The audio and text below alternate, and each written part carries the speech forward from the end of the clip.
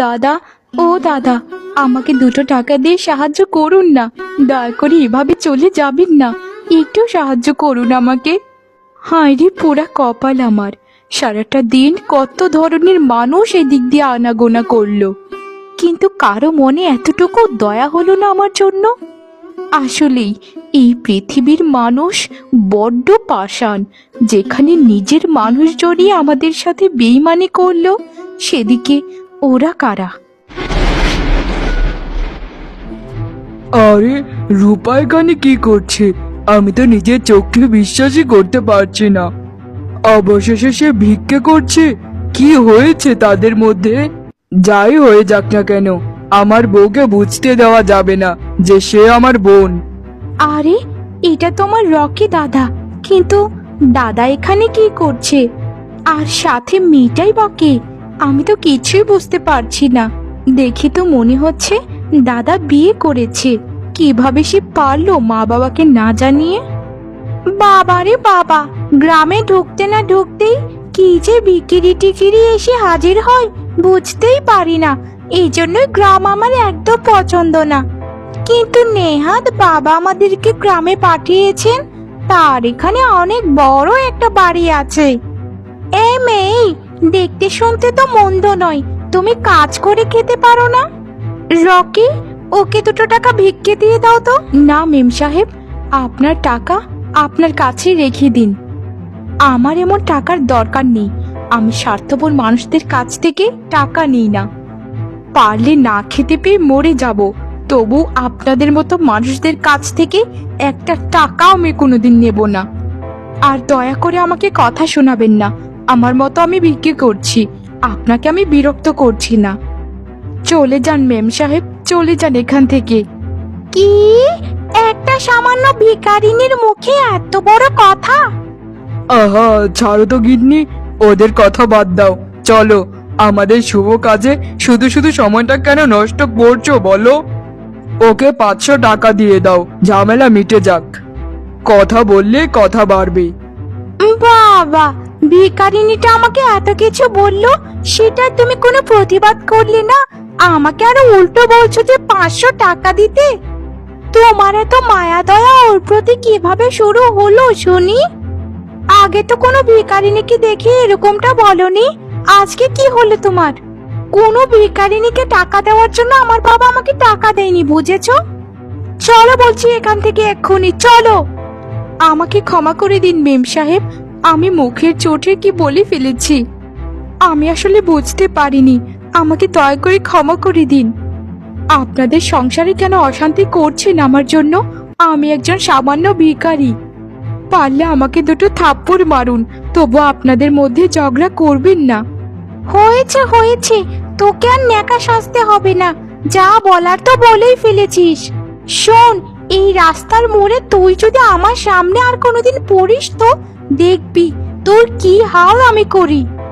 যত বড় মুখ নয় তত বড় কথা। তুই আমাকে চিনিস আমি কে? বুঝে কথা বলবি। মা, বাবা, জানো আজকে রকি দাদার সাথে দেখা হয়েছিল। সে বিয়ে করেছে, অনেক সুন্দরী একটা বউ পেয়েছে। মেয়েটা বড়লোক ঘরের একমাত্র মেয়ে। ভালোই হয়েছে মা বাবা, আমাদেরকে ছেড়ে সে খুব সুখে আছে। আমাদের মতো গরিব পরিবারকে আঁকড়ে ধরে তার তো কোনো দিন ভবিষ্যৎ গড়তো না মা বাবা। আমাদের এটাই সব থেকে ভালো হয়, তাকে আমরা মন থেকে মুছে ফেলি। সে যেন ভালো থাকে এই প্রার্থনাই সবসময় করি। মারে, আমার যত সয় সম্পত্তি ছিল সবকিছু রকির পেছনেই খরচ করেছি। তার পড়াশোনার খরচ চালাতে গিয়ে আমি ভিখারি হয়েছি। ভেবেছিলাম ছেলে শহরে পড়াশোনা করে আমাদেরকে দেখাশোনা করবে, কিন্তু সে তো বড় চাকরি পেয়েছে। সে এখন অনেক বড় লোক। সে আমাদেরকে ভুলে গেছে। তার মা বাবার অবদান সে অস্বীকার করছে। মা রূপা, তার নাম তুই কোনো দিন আমার সামনে মুখ দিয়ে আনবি না। দয়া করে একটু চুপ থাকো না, তোমার শরীরটা এমনিতেই ভালো না। কেন শুধু শুধু চিল্লা পাল্লা করছো? এমনিতেই ঘরে একটা টাকাও নেই যে তোমায় একটু বুদ্ধি দেখাবো। কি পোড়া কপাল আমার, মেয়েটার বিয়েরও খরচটা রাখলে না তুমি। কিভাবে মেয়েটাকে বিয়ে দেব বলো তো? মেয়েটা দিন রাত ভিক্ষা করে। এই গ্রামে তো কেউ কাজ দেয় না, তাই শহরে আসা লোকজনদের কাছ থেকে হাত পেতে চেয়ে নেই। এতটুকু জমিও যদি আমাদের রূপার জন্য রাখতে তাহলে খুব ভালো হতো। মেয়েটার কথা চিন্তা না করেই শুধু রকির কথাই আমরা সারা জীবন চিন্তা করেছি। আর বলো না গিন্নি, আর বলো না। ভেবেছিলাম তো আমি অন্য কিছু গিন্নি, যে রূপার দাদা বড় জায়গায় চাকরি করবে, তারপর রূপাকে সে বিয়ে দেবে। কিন্তু সব কিছুই উল্টো হয়ে গেল। ছেলেটা আমাদেরকে ভুলে গেল গিন্নি, ভুলে গেল। তবে শোন মা, ওর কাছে তুই কোনো দিন যাবি না। এটা বাবা হয়ে তোকে আমি আদেশ করলাম। আমি যদি মরেও যাই তবুও তাকে খবর পাঠাবি না। যদি পাঠাস তাহলে আমার আত্মা গুরু দিন শান্তি পাবে না। বাবা তুমি চুপ করবে? এইভাবে বলো না। তুমি মরবে কেন বাবা? আমার মাথায় যতগুলো চুল আছে তুমি ততদিন বেঁচে থাকবে বাবা, ততদিন। আমি যেভাবেই হোক তোমার চিকিৎসা বড় হাসপাতালে করব। সব কিছু তো হয়েছে আমার রকি দাদার জন্য। সে যদি এমনটা না করতো আমাদের সাথে তাহলে আজ তুমি ভালো থাকতে। কিন্তু সে তো আমাদের পরিবারটাকে ধ্বংস করে দিয়ে নিজে খুব সুখী আছে। ঈশ্বরের কাছে সবকিছুই রেখে দিলাম, তিনি এর বিচার করবেন। সে ভালো থাকুক মা, সে ভালো থাকুক। যা, আমার জন্য একটু রান্নাঘর থেকে জল নিয়ে আয়। গলাটা থেকে থেকে শুকিয়ে কাঠ হয়ে যায়। বুঝি না রে মা, কি যে হলো আমার। কিছুতেই তো হিসাবটা মিলাতে পারছি না। আমার ছোট বোন রূপা ভিক্ষা করে, বাবা মা কেমন আছে কে জানে। তবে যাই হয়ে যাক না কেন, আমার গিন্নি আর শ্বশুর বাড়ির মানুষের কাছে কোনো দিন প্রকাশ করা যাবে না। আমি তাদেরকে বলেছি যে আমি অনাথ, আমার পরিবার বলতে কিছু নেই। তারা এসব জেনে তাদের মেয়েকে আমার কাছে বিয়ে দিয়েছে। এখন যদি বলি আমার পরিবার আছে, তাহলে আমি ওদের কাছে ছোট হয়ে যাব। কি যে করব আমি কিচ্ছু বুঝতে পারছি না, কিচ্ছু না। তবে আমাকে আরো পাষাণ হতে হবে, না হলে শ্বশুর বাড়ির কাছে আমি মান সম্মান হারা হব। কিন্তু যখন থেকে রূপার মুখটা দেখেছি তখন থেকে খেতে আর ইচ্ছেই করছে না। মনটা বলছে ওরা খুব বিপদে আছে, না হলে কেন ভিক্ষে করে। আচ্ছা তুমি একটা কথা বলো তো, তুমি কি গ্রামে বেড়াতে এসেছো নাকি চিন্তা করতে এসেছো? যখন থেকে সেই ভিখিরিটাকে দেখেছো তখন থেকে তোমার মুখটা বাংলার পাঁচের মতো হয়ে আছে। কেন? হ্যাঁ কেন? ওই ভিখারিনীর সাথে তোমার সম্পর্ক কি? আমাকে তাড়াতাড়ি খুলে বলো। যদি শুনেছি যে কিছু একটা লুকিয়েছো তাহলে কিন্তু ভালো হবে না। আর খাবারটা কি এখন দিয়েছিলাম তোমাকে? এখনো তো একটা খাবারও নড়েনি। আহা, কি যে বলো না গিন্নি, ওই ভিখারিনীর কথা তো আমার মনেই নেই। আমার আসলে একটু মাথাটা ব্যথা করছে, তাই একটু মনমরা হয়ে আছি, আর কিছুই নয়। আর তুমি তো জানোই আমি অনাথ, আমার কেউ নেই এই পৃথিবীতে। তাহলে একটা সামান্য ভিখারিনী আমার কি হবে বলো? আমি একজন শিক্ষিত ছেলে, আমার ভালো চাকরি আছে, তার সাথে আমার কি যায় বলো? তাই তো আমি ভাবছি, একটা সামান্য ভিখারিনীর সাথে তোমার মতো একটা ছেলের সম্পর্কই বা কি হতে পারে। আমিও না কি যাতা যে চিন্তা করি কে জানে। আচ্ছা শোনো, তুমি তো জানোই যে বাবার এই বাড়িটা অনেক আগে বানিয়েছিল, তাই বাবা বলছেন যে এই বাড়িতেই কিছুদিন থাকতে। শহরের যে ফ্ল্যাটটা আছে আমাদের, ওখানে কিছুদিন একটু কাজ চলবে, তারপর এই গ্রাম থেকে যেতে। তুমি কি থাকবে আমার সাথে এখানে? কি যে বলো না গিন্নি, এখানে থাকবো না কেন? তুমি যেখানে থাকবে আমিও তো সেখানেই থাকবো।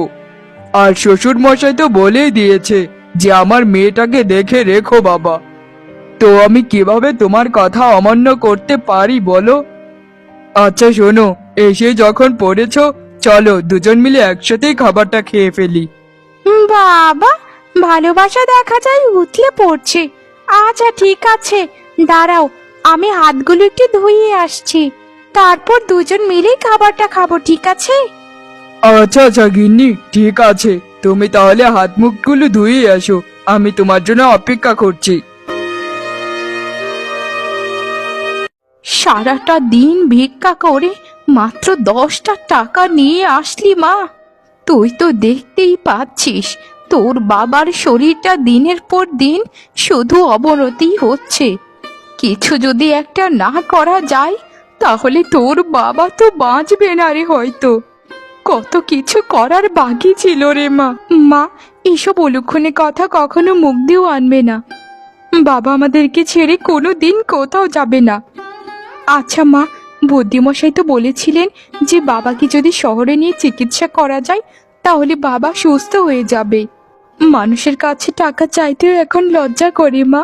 আর কত হাত পাতা যায়। 2টো টাকা যদি কেউ দেয় তাহলে 10টা কথা শুনিয়ে দেয়। আচ্ছা মা, একটা কাজ করলে কেমন হয় বলো তো? দাদা তো এই গ্রামেই আছে, দাদার কাছে না হয় কিছু টাকা চাই বাবার চিকিৎসার জন্য। আমার মন বলছে দাদা দেবে হয়তো। এইসব কি বলছিস রে রূপা তুই? তোর বাবা যদি জানতে পারে তাহলে তো খুব খারাপ হয়ে যাবে। কিন্তু জানার থেকে বড় কথা হচ্ছে তোর দাদা কি টাকা দেবে তোর বাবার চিকিৎসার জন্য? আমার তো বিশ্বাস হয় না রে মা, বিশ্বাস হয় না।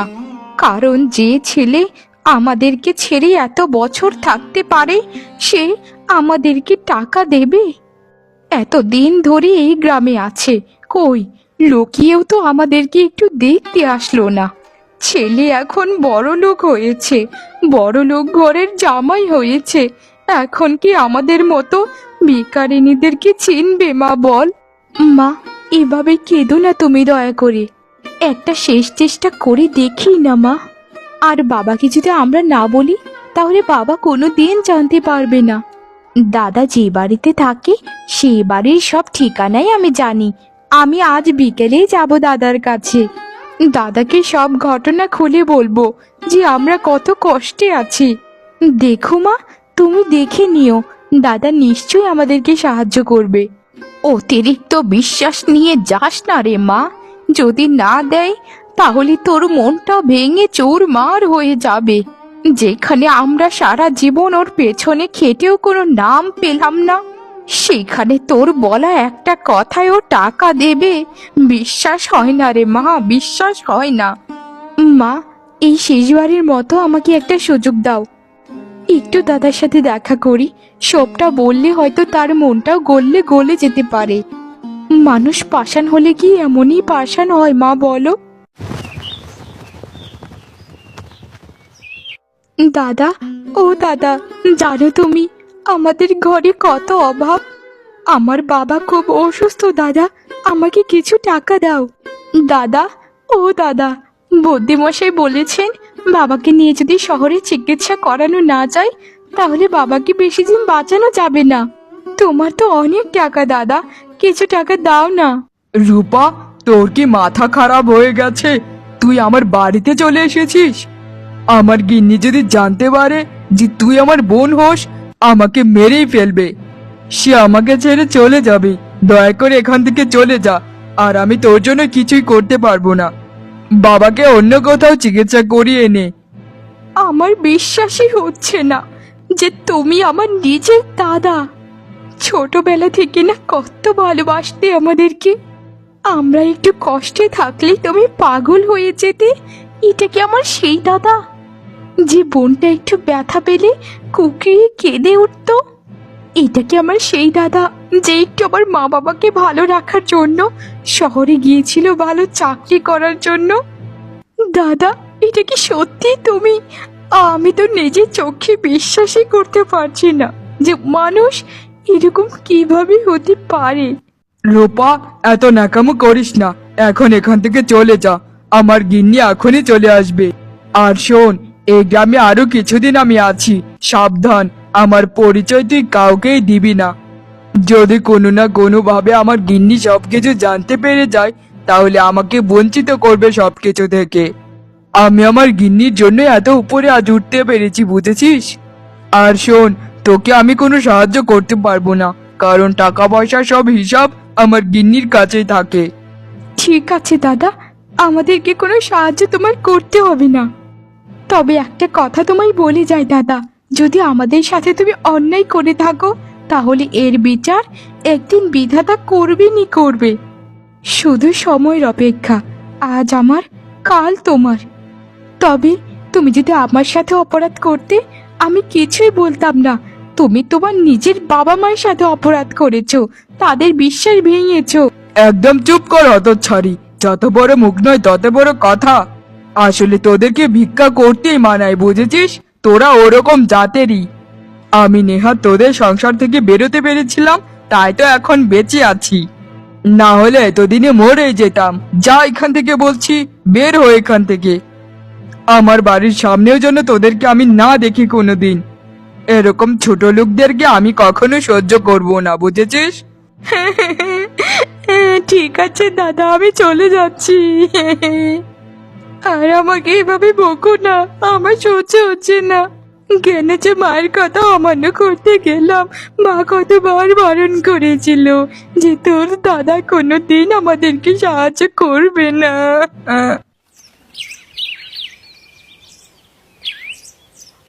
ও গো, এ কি সর্বনাশ হয়ে গেল গো! কেন আমাদেরকে ছেড়ে চলে গেলে তুমি? ও গো, আমাদের এখন কি হবে গো? একটা ঘরে মেয়ে আছে, মেয়েটাকে কে দেখবে বলো? এই অসময়ে কেন চলে গেলি আমাদেরকে ছেড়ে? ও গো, উঠো না, কথা বলো। মা, ও মা, বাবার কি হলো মা? বাবা এরকম ভাবে শুয়ে আছে কেন? আর বাবার শরীরে সাদা কাপড় মোড়ানো কেন? মা, উত্তর দাও না আমাকে। বাবার কি হয়েছে মা? এভাবে তুমি কান্না করছো কেন? ও মা, মা আমার কথা তুমি উত্তর দাও মা, আমার কথা তুমি উত্তর দাও। তোর বাবা আমাদেরকে ছেড়ে চলে গেল রে মা, চলে গেল। আমরা নিঃস্ব হয়ে গেলাম রে মা, নিঃস্ব হয়ে গেলাম। তোর বাবা আর নেই রে মা, তোর বাবা আর নেই। না না মা, এরকমটা হতে পারে না। বাবা আমাকে ছেড়ে যেতে পারে না মা। বাবা, ও বাবা, ওঠো বাবা বলছি, ওঠো।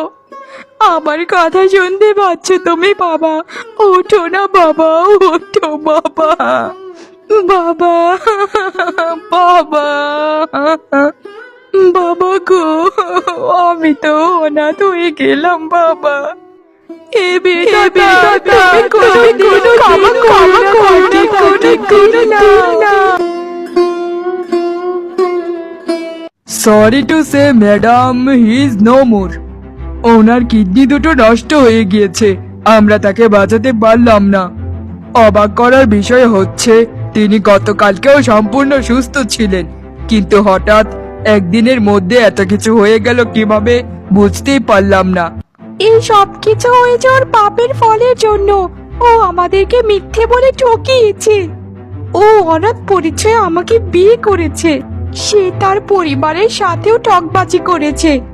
তার বৃদ্ধ পিতা চিকিৎসার অভাবে মরে গিয়েছে। এমন লোকদের সাথে তো এরকমটাই হওয়া উচিত ছিল। ঠিক হয়েছে, বিধাতা যা করেছে ঠিক করেছে।